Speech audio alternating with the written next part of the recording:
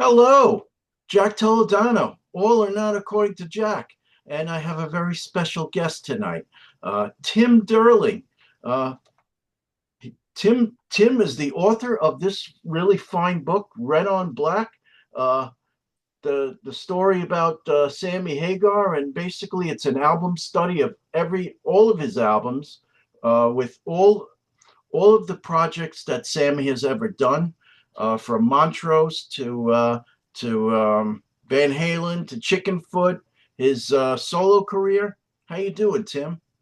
I'm doing really good, Jack. Thanks for having me on, and thanks for giving the book a shout out. It's been out quite a while now, but I'm still quite proud of it. And yeah, there's only one thing that's come out since then, so it's still quite up to date. Okay, okay, that's good to know. And I guess we'll have to talk about that one thing later on. But Yeah. basically, so earlier in the year, Tim had sent me this, and I know you were on a few other YouTube channels, and unfortunately, I apologize that I couldn't get to this Oh, soon, but no problem. um, I had another project come up where, and I went with it, where I do all these 90-minute best of cassettes, and I'm thinking to myself, hmm, uh, Tim got me to refocus on Sammy Hagar, so why not do a 90-minute cassette on on all things Sammy Hagar? And I saw your interview with Pete Pardo, and basically I thought the same thing. As I was reading it, I started to listen to his albums, same as Pete did. And you want to know something? It basically sparked an interest in me, and I basically have listened to almost everything. But I even listened to the project he did with Neil Sean. What's that? Oh, the HV HSAS. Yeah. HSAS, right? Yeah. So Yeah. That's great. I mean, that's any of the books that I've done with Y&T Kansas, whenever someone says I've delved deeper into their catalog, that's fantastic. That's that's why I do my channel, and that's why these books are out. I want to raise awareness of some of these bands and artists that people think they know, or they know one or two songs, and I mean, a lot of these guys that have been around since the 70s, there's a lot of music to delve into, and that's even in the case of Sammy, that's even just if you concentrate on his solo stuff. right. Now, Sammy, he's been around, and so I understand Montrose came out in the early 70s. Now, 73, yeah. 73, I knew nothing of the early Sammy Hagar. My knowledge of Sammy Hagar started in the early 80s when I was in high school, and he finally started to get some airplay on rock and roll FM radio. Songs like There's Only One Way to Rock, I Can't Drive 55, I'll Fall in Love Again, Yeah. heavy metal. So what you're talking about there is the Geffen years, and that makes total sense because the early albums, the albums he did with Capitol, uh, they didn't sell, they weren't promoted, they were really really hard to find. Right. When I got into them years later, it was really hard to fill that catalog up. So I'm not surprised. I mean that the Capitol stuff was really kind of underground, and even the first Montrose album, although it eventually sold 1 million copies, it wasn't a big seller out of the gate. It just Right. steadily sold over the years until, It and wasn't word of getting better. mouth. I only started to hear of it a few years ago when I got XM radio. I would say Yeah, probably in the last 10, 15 years. They yeah, would play Montrose on, uh, what's it, Ozzy's Boneyard. And yeah, that's how I came to hear of it. yeah. But I loved it. And Oh, it's great stuff. you got me to listen to some of his solo albums from the mid to late 70s, which I fell in love with. And later on, Tim and I are going to segue into 90-minute best of cassettes that each one of us put together. And you'll see that I grabbed some deeper tracks from this era, his solo era, even before the Geffen years. But before Yeah. we do that, I'm trying to keep this organized and timely. So I have a few questions. Then hopefully uh, the my fellow compatriots on YouTube haven't touched on all of these questions. So my question to you, Tim, is Why Sammy Hagar? I've, I was not familiar with Sammy at all until he joined Van Halen. I mean, I would have been Oh, 12 really? in 1986. So, it's when I first heard "Why Can't This Be Love" on the radio. I just loved the guy's voice. And Mm, I'm like, wow, who is that singing? Because the song came on and I didn't know what it was until after. And then I started following, like I knew who Van Halen was, and I knew they got a new singer, but I didn't know anything about who it was or his past or any of that stuff. I mean, long before there was any such thing as the internet, and I wasn't buying rock magazines. And so basically, I was a Van Halen fan. And as I started buying albums more and more, and then I started reading Circus and Hit Parader, I realized that, Sammy had quite a solo career and it wasn't just I Can't Drive 55. It wasn't just like the VOA album. And I come to realize he's actually got quite an extensive solo catalog. And then I found out about this band Montrose from reading a Hit Parader magazine about the top 100 metal albums of all time that oh, came out in wow. 1989. And that first Montrose was one of them. And by accident, they listed a couple song titles. It was Bad Motor Scooter, Space Station Number Five, and I had a live album from Sammy where he did those, and I didn't know. So I thought, oh, okay, that's where those songs come from. He was in another band. So it just led me down this huge rabbit hole. But I've just always been a fan of the guy's voice. Yeah. Um, and, a lot of people know who he is. And a lot of people, obviously, Van Halen was the highest profile thing he's ever done and will Yep. ever do. And a lot of people know him as a personality, but not enough people talk about his actual music. And I don't think enough people realize just how many different albums he's done and how prolific he's been. He's always working on something. And I just, it came time to do another book, and this just seemed natural for me. I've always wanted to get down my thoughts on his albums. I wanted to talk about how varied those early albums were, how they were stylistically kind of, you never knew what you were going to get from track to track. He covered some interesting songs, and a lot of different types of artists have covered his songs. I wanted to talk about all of that in this book. So I'm very happy with how it came out. And I've had a lot of people come back to me like yourself and say they've checked out more of his stuff. So, and yeah, it's just been a lot of fun. But yeah, that's why I'm just a big fan of his stuff overall, and that includes Montrose, that includes Van Halen and Chickenfoot. But this book, I mainly wanted to concentrate on his the albums that had his name on them. Right. Um, so I guess I hope that answers your question, but that would be Okay. why. All right. Before I get to my next question, I wanted to point out. So this guitar he's playing, it looks like a Gibson Explorer. I That is think so. that Yeah. is my favorite style of guitar out of any. I love that shape, and I mean, Too. it just you see somebody with those guitars, they just rock. I just Oh love yeah. the look of them. Yep. Whether it's James Hetfield playing an Explorer or whether Ace Frehley played one Right. sometimes. I I've just never love yeah. look of them. I've never been a flying V person. I own a Strat. And you know what? The neck is the best playability I think of any guitar.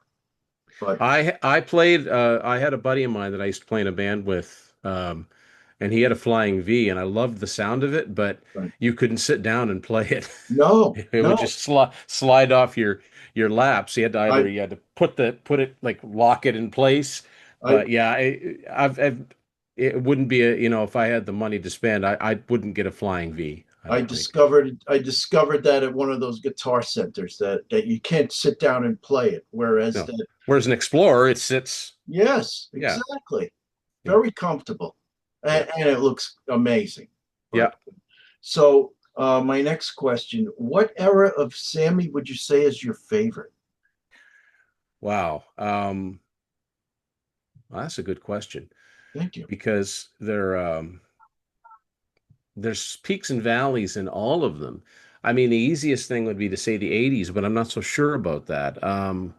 You know, I almost think the 90s. I'm going to say the 90s because I think that what happened with Van Halen, that you had 91 and 95, you had the second and the second of the or se sorry, what am I trying to say? The second half of his career in Van Halen, I guess, the third and fourth album uh, that he did with them. His lyrics were getting better. And then, the breakup happened, and then I think, turned in one of his best ever albums with Marching to Mars, and his lyrics got even better and Right. deeper. And we began to learn more about the man himself, and it wasn't just about cars and girls and tequila. Well, not tequila, but drinking, Right. partying, whatever, right? Um, so I'm going to say the '90s was definitely his most interesting period, Okay. in totality. Um, but yeah, I'm going to go with that. I mean, the '80s was great, but I'm going to go with the '90s just to be a little bit off Okay. the beaten path. Very cool. Okay. Um, how about an error that you would probably ignore that I'm is going to say the early 2000s. early to The first decade of the 2000s. I mean, first of all, there wasn't a lot of music. I mean, he started it off fantastic. In the year 2000, he put out the album 1013, which is a great album. right, Then he puts out Not for Sale, which I'm not a big fan of. He puts out Living It Up, which I'm really not a fan of. Cosmic Universal Fashion is very spotty. Um, the Van Halen reunion happened in there, and I kind of like those three new songs. I mean, I was excited when they got back together because that was my era of Van Halen. That's when I discovered Van Halen. So right. I was really excited but unfortunately, we know what happened there. But overall, after that, like ending off that decade with Chickenfoot coming in, it started to get a lot better. But I'm going to say the first decade of the 2000s is probably my least favorite. Okay. It, this is a question that just popped into my head. No notes, not in Okay. my notes. Uh, quit. Yet either one. Which would you prefer, David Lee Roth or Sammy Hagar? Oh, Sammy. Okay. Not even. I love Dave, and I love Van Halen. Period. Right. Okay. I've got all Dave's solo stuff. It's just that when 5150 came out, that's when I got on board. Right. And it's pretty hard. It's hard to timeline is everything. When you get into a band, you're always going to have an affection for that period. I just think that the four albums that did with Sammy were just all fantastic, and I love the earlier stuff too. And I loved A Different Kind of Truth. So I do like Dave. I'm a bigger Sammy fan. Always will be.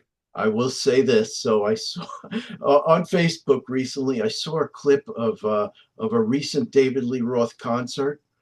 Tim, I have to tell you, I was absolutely mortified. He did not sound good. There are those that are trying to like pump him up, but I'm sorry, did not sound good.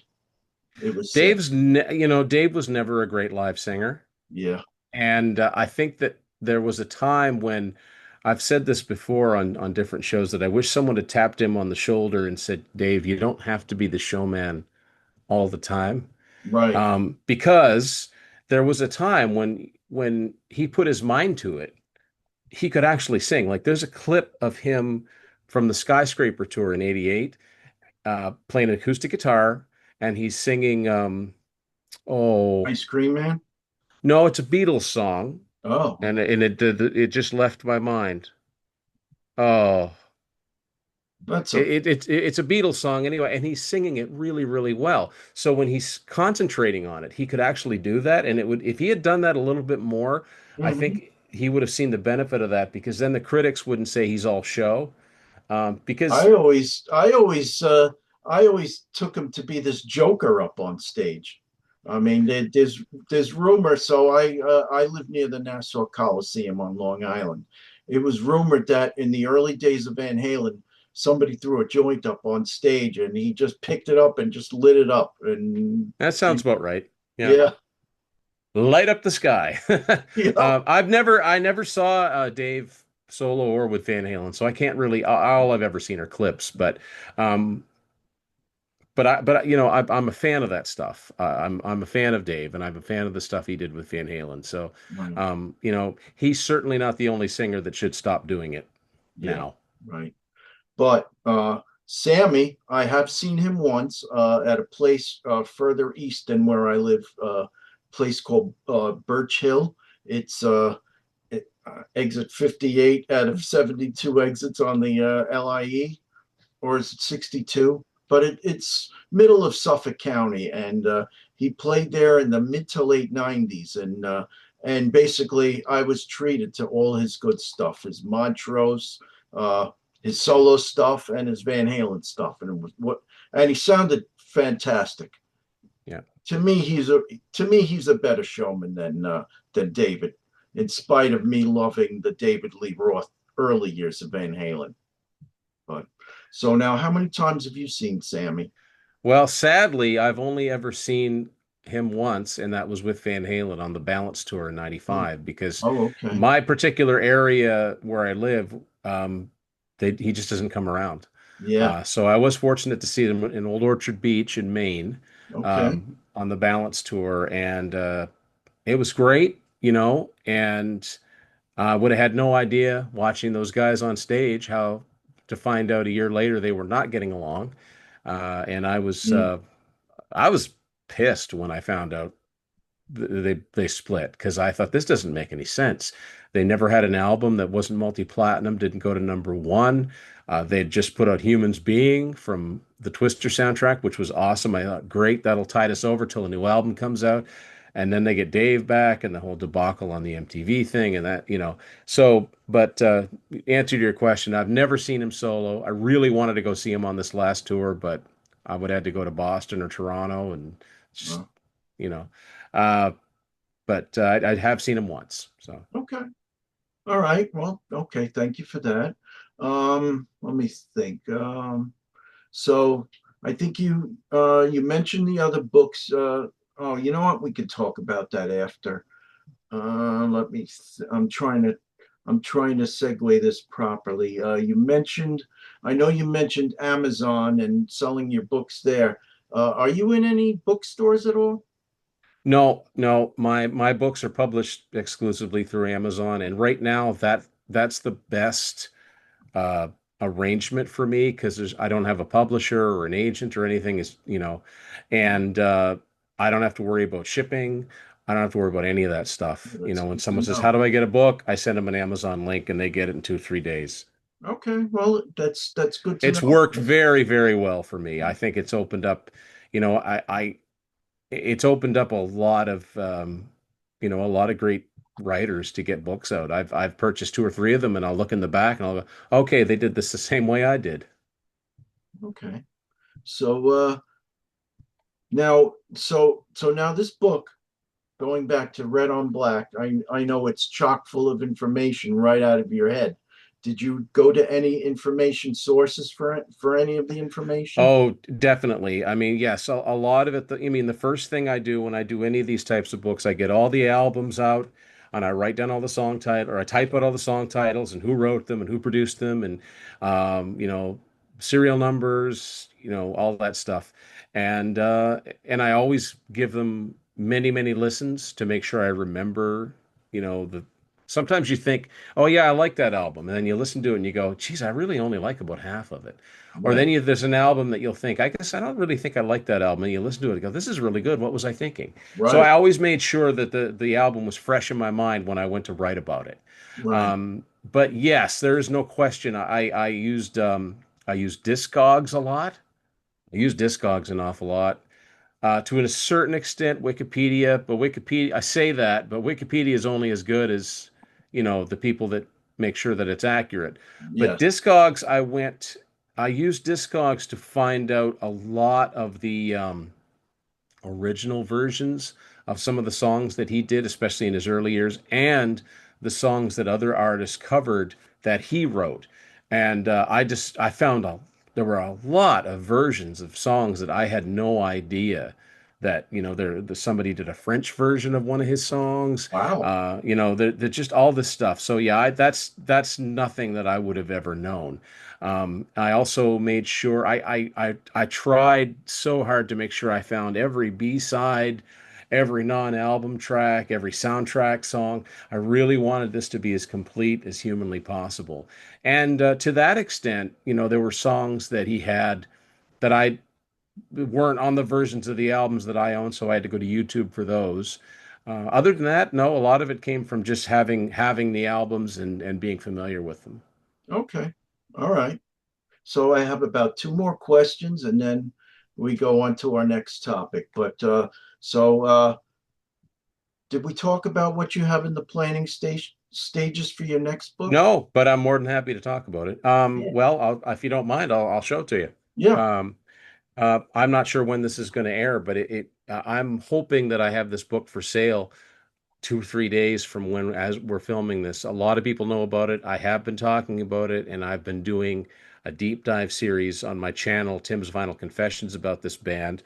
But my new book is going to be this one, Sing Me Away, the Night Ranger album review. Oh, nice. And I'm a huge Night Ranger fan, and like Y&T, like Kansas, and like Sammy Solo, I think more people need to dig deeper into this catalog.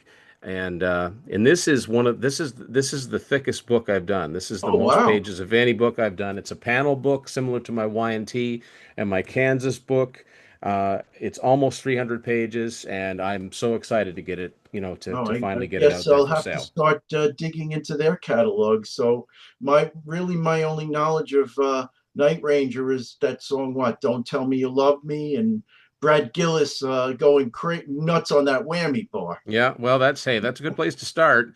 But yeah, they're great, great band, great melodic rock. So yeah, that's my fifth book. So it's pretty hard to believe. 5 years ago, I had no books. Now I had five. Now I have five. So Congratulations. thank you. That's awesome. Yeah. Okay, so happenings on your channel, Tim's Vinyl Confessions. Well, yeah, like I said, I'm in the midst of doing that Night Ranger deep dive, and that's mostly an album at a time, a studio album at a time. I did that with Sammy, and I did that with Kansas, and I did that with Y&T. Um, I am breaking the album cycle because I've got an interview with a musician buddy of mine Mm-hmm. and who talks about Night Ranger's guitar players specifically, and gets way more technical than I ever could. Uh, but I'm also, I do 3 episodes every Saturday, Sunday, and Monday, and I just like to, keep the content going, and I've been it'll be at the end of August, it'll be 11 years since I launched my channel, so I'm not stopping anytime soon, but I try to keep the Awesome. content up there. Congratulations. I think I'm Thank you. going on four and I'm at that unlucky number. I just passed 666 and I was just talking about this on my channel. There's actually a building nearby called 666 and I was thinking of taking a picture right next to those three sixes standing right on the ground there. But It's funny you mentioned that because I'm actually this weekend is going to pass one of the episodes that airs this weekend is my 666th episode. oh wow, then you know Yeah. what? I'll have to take a picture and send it to you. I'll see if I can get my son to take that picture with me or Yeah. for me. Yeah, Yeah. I mean he's gonna say, "Dad, that's so not what's my generation? That Oh, Gen X no, or not the before Gen X. That's so Boomer? boom. Yeah, that's so boom. Yeah. Yeah, but okay, so and I noticed that you had a Deep Purple episode that's uh that's ready to premiere Yeah. on next week. Yeah. It's just me going through my Deep Purple CDs, and Oh, okay. Deep Purple are a band like I could have, you know, I think if you bought every single live album and every compilation, you'd never stop. So, Yeah. I once I got all the studio albums, I figured, okay, let's do this. Let's do a Deep Purple CD episode. Okay. Yeah, yeah, Well, I have an episode of a different kind coming up. I'm not gonna spoil it too much, but my birthday is tomorrow. No, no, Thursday, and there is an album.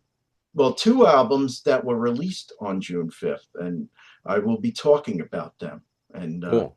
I have a very neat little thumbnail that I put together. So check that out, everybody, when we Love it. get to it. Yeah. Yeah. So that's that. But on to my next topic. So what I had as part of doing this episode where we talk about Red on Black, I had also asked Tim to put together his 90-minute cassette of all things Sammy Hagar. So Tim's going to go first, and then I'm going to give you my 90 minutes worth. So go ahead, Tim. This is great. I love this concept because God knows I made enough of these tapes in the 80s. Just trying to figure out what songs would fit, not run out of time. And Hmm. man, yeah, the number of blank cassettes I would buy, the Memorex and the TDK and all of Yep. those. So this was really great. Now, I did not go through this with the fine tooth comb like our good friend Davey did on the Kansas one Right. because man, that guy goes above and beyond Oh, yeah, no no matter question. what you ask of him, right?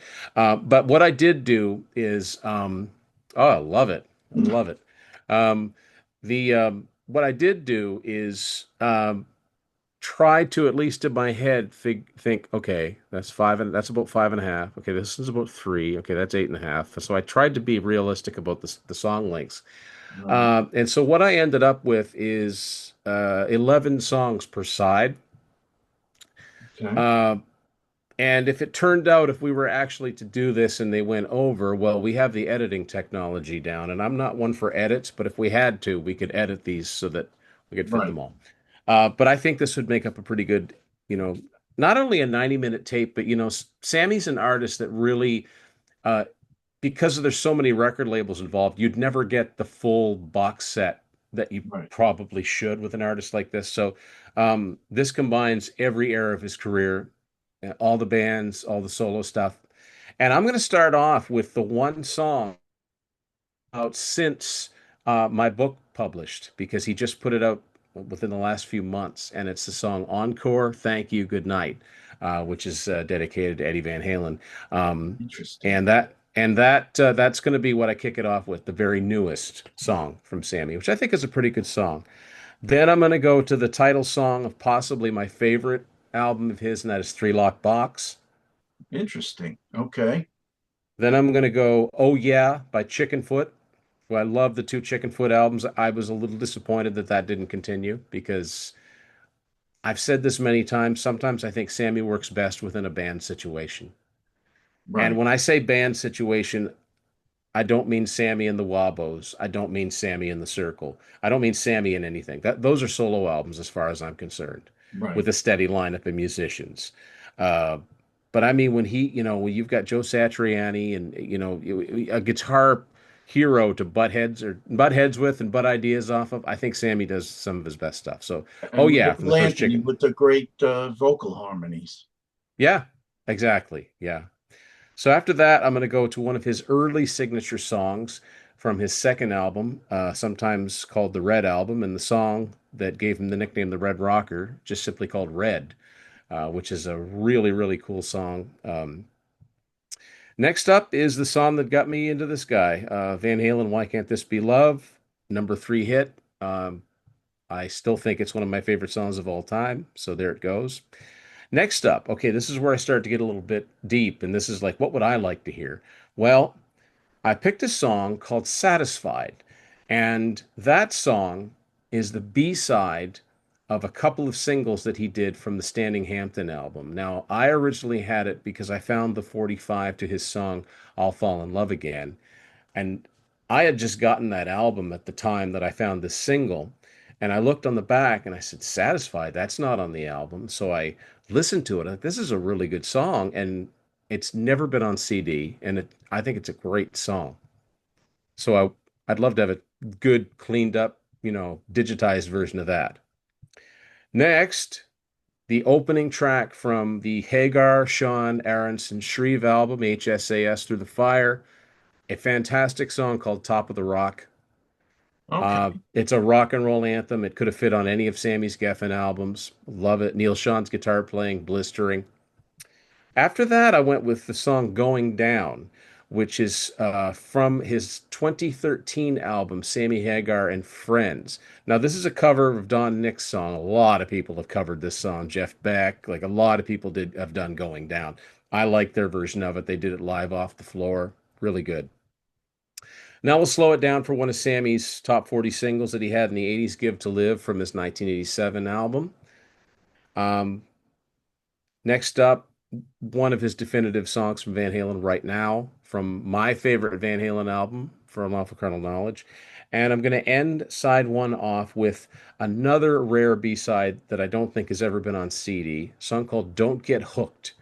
Now, I got Don't Get Hooked and Satisfied on a UK 12-inch single to the song Heavy Metal. So it is possible to get both of those B-sides in one place, just not on CD. So we flipped the tape over, and I'm going to go with I mentioned Marching to Mars being a favorite album of mine.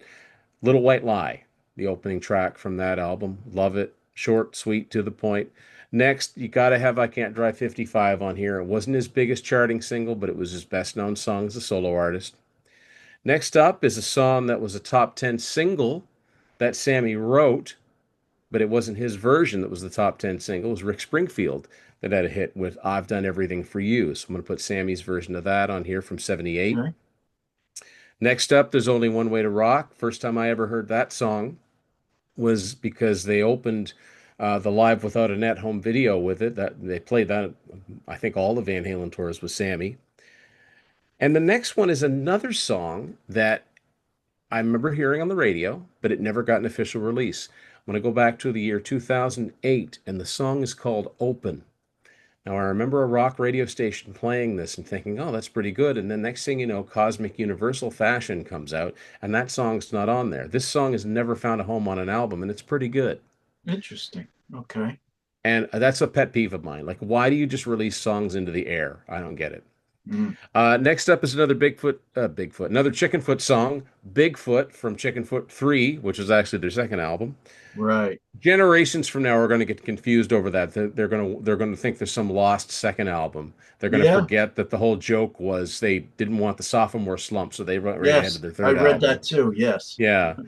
Um, Next up, Sammy did a few soundtrack songs in the 80s. My all-time favorite has always been Winner Takes It All from the Over the Top soundtrack, the Stallone film. And the next two go together title-wise. This song is a bonus track on some versions of 2022's Crazy Times album. The song's called 2120. So it's on some versions, not all. Then I'm going to follow it up with the title song from 5150, because I Oh, think that's what he was going at with that interesting. title. Wow. And Okay. love that song 5150 too. After that, I'm going to go with the song Heavy Metal, but the version I'm going to play is the version from the Heavy Metal movie soundtrack, which is a different recording than Mm, the version that's on Standing Hampton. And I'm going to end it off where it all began, one of the first songs Sammy ever wrote from the Montrose album, Bad Motor Scooter. That is there you my go. 90-minute Sammy Hagar mix tape. Awesome. Thank you so much for doing that, Tim. And so while you were giving us all your Sammy Hagar songs, I was doing this little ticker to see how many crossovers we had. Now, Davey and I, when we did Kansas the other night, we only had four crossovers. Yeah, that's right. You and I had six. So, That's still not many. That's still a yeah, lot of songs. That's still a lot of different a lot of songs. variation, which is good. Yeah.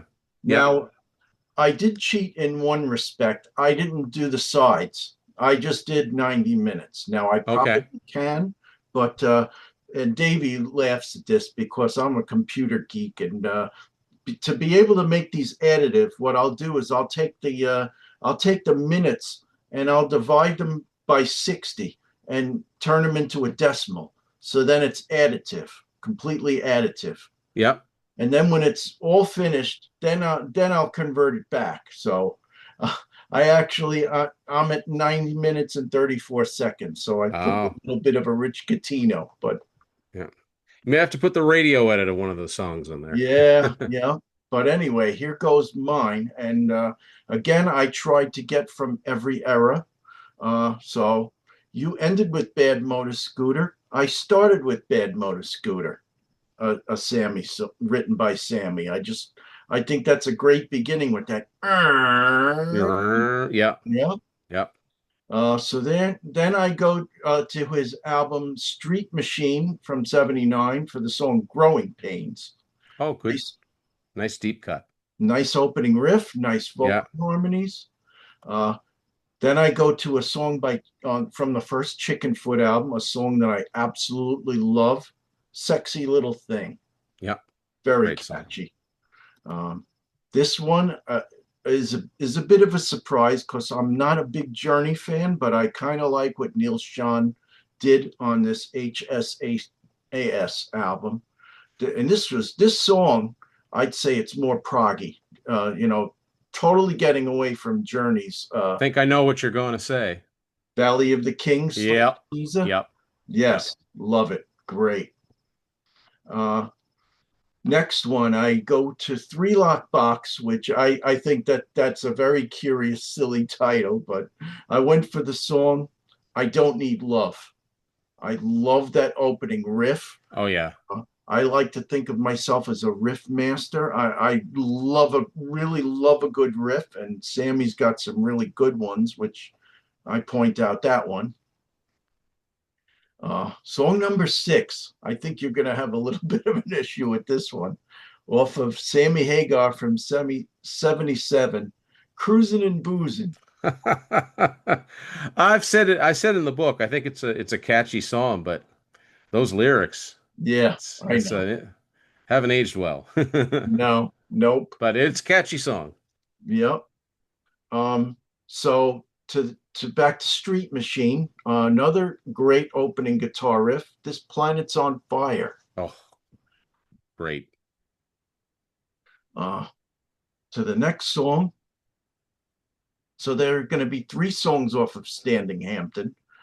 This one is probably one of the first songs I ever heard by Sammy Hagar off of our FM rock station at the time here in the tri-state area.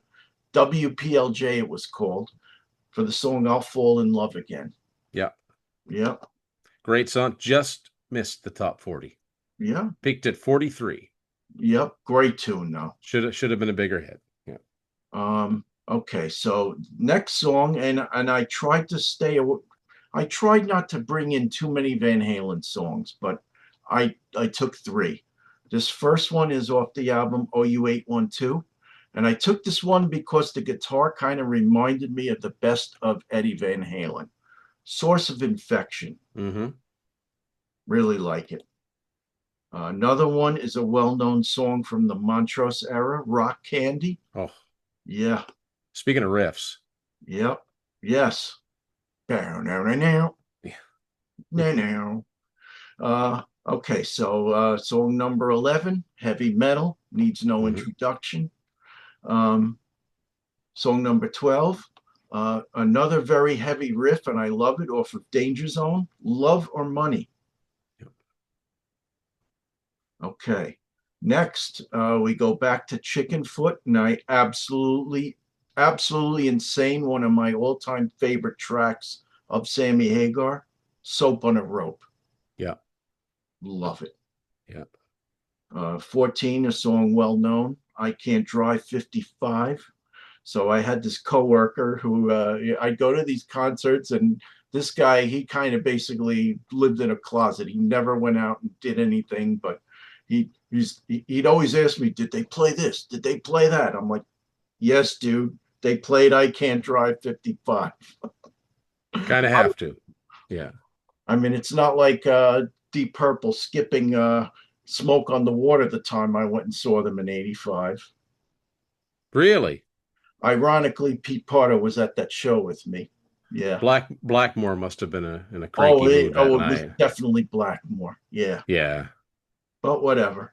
The rest of the concert was fantastic. I bet it was that tour. Yeah. Okay, so next song off of Sammy Hagar 77, "Nice Groove," reminds of later new wave riffs. "Hungry." Yeah. Kind of gives me a little idea of some of the later new wave area kind of riffs. But okay, so next we go back to another Van Halen song, and this album title makes me laugh, "For Unlawful Carnal Knowledge." Or you can shorten it if you like. Yeah, yeah. For the song "Top of the World." Great. Didn't want to take too many Van Halen tunes, but this is one of my favorites. Uh, Number 17, another great Montrose song, Rock the Nation. Had to have it. 18, you mentioned this one, Red. Yep. 19, you mentioned this one, Bigfoot. Okay, so I got four left. The next two are going to be more deeper tracks off of musical chairs. The song "Turn Up the Music." I like the organ. I thought Yep. that was a nice Alan intro song. Fitzgerald, who later Yeah, joined Night Ranger. yeah. And then "Don't Stop Me Now." Nice Great. lead Good. beginning. Nice song. Good song. I like that one. Yeah. Okay, to my last two, Van Halen off of OU812. I love that, what sounds like a clean guitar acoustic beginning. Uh, Come on, baby, finish what you started. Yeah. I Yeah. love that. Great. And I love the vocal harmonies. Yeah. Oh, great. Sammy and Eddie too, but Sammy and Mike together, but Eddie in the middle. Yeah. Really Yeah. good vocal blend. And then my last song, song number 23, There's Only One Way to Rock, you meant, which you also mentioned. So that, That's some great choices on there. I mean, I there were a lot more. I mean, I have like my first list, I think had about six or seven more per side. So I had songs like Pound Cake right. and um let's see, Plain Jane, Eagles Fly, Dreams, I've Got the Fire. Uh There's always going to be yeah. some songs that didn't make the cut, some Yeah. great songs, and Yeah. he But has I a lot mean, of them. But these are good. I mean, somebody wanted to get started with, what is it about Sammy Hagar? I mean, you could take all of these songs that we've mentioned and say, well, if you listen to all of these, you get a lot of variety. And if you're still not convinced, I don't think you're going to be a fan. and to coin a term from Tim Durling, these would make great truck stop cassettes. Oh, yes. Got to have, yes. Nothing wrong with the old truck stop tapes, just as long as Right. you realize that they're not legitimate albums. But Right. yeah. Yep. So, okay, so I think we covered pretty much everything. Is there anything else you want to talk about that you think we might have missed? Well, I do want to mention that I was a little light on his last two albums. Really, I only had that 2120 song, but uh, not 2019, Space Between, and 2022, Crazy Times, I think were both pretty good albums. One of the things that I like about both of those, it's gonna sound like I'm it's gonna sound like I'm not a fan of the albums, but they're fairly short albums, Right. which means you don't find yourself halfway through thinking, is this done yet? And you got, oh, I got eight more songs. No, so they're listenable. This is listenable length, some good songs on there. And I mean, Sammy is almost he'll be 78 in October Wow. because he was I think I got that right. He was born in 47. So, and yeah, okay, uh, he's lost some vocal range, but he sounds still pretty good compared to a lot of singers that are 15, 20 years younger than him that really Yeah. shouldn't be doing this anymore. But, so he's a lifer. He's obviously taking care of himself and he's still out there. They're doing the residency thing. He said he's not going to do any more big tours, which sucks because I'd love to, catch him one more time. But, I did get to see him with Van Halen. So, um, but yeah, just there's a lot more albums out there for people to check out, and one of the issues is that a lot of them are on different labels, especially the newer ones. They're harder to find. You don't see them in regular stores, so you kind of got to get them online. But worth checking out. And I tried to be, like I said, I tried to be as complete as I could possibly be. And if he puts another album out, well, then I'll have to do an update to the book. So. Okay. All right. Until then, That until would then, have it's been still it's still pretty timely. okay. That would have been a question, but I'm glad you brought that up. Yeah. So, anybody interested in this book, this great book about Sammy Hagar, go over to Amazon and pick it up. It's, yeah, worth every I think penny. and then some. Appreciate that. I look forward to your next book on Night Ranger. Maybe I'll have to put a 90-minute cassette of Night Ranger together. I would love to help you do that. I would love Okay, to put sure. yeah. But all right then. So this has been a lot of fun. I thank you for joining, Tim. Uh, Thanks for having me. oh, without a doubt, pleasure. Thank you for sending me this book. It was a great present. So I don't get a lot of presents, so it was a very nice one. So thank you for that. And, Awesome.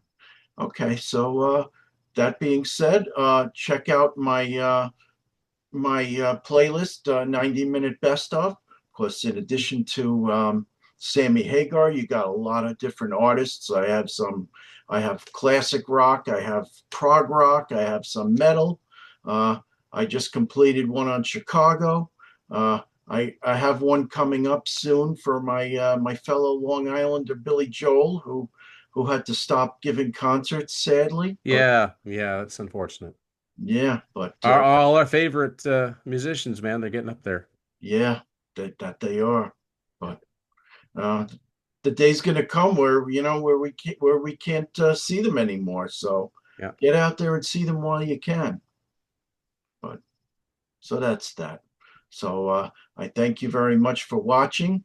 Please subscribe to my channel. Please subscribe to Tim's Vinyl Confessions, and we'll talk soon. Jack Toledano, over and out. On behalf of Tim, over and out. Bye.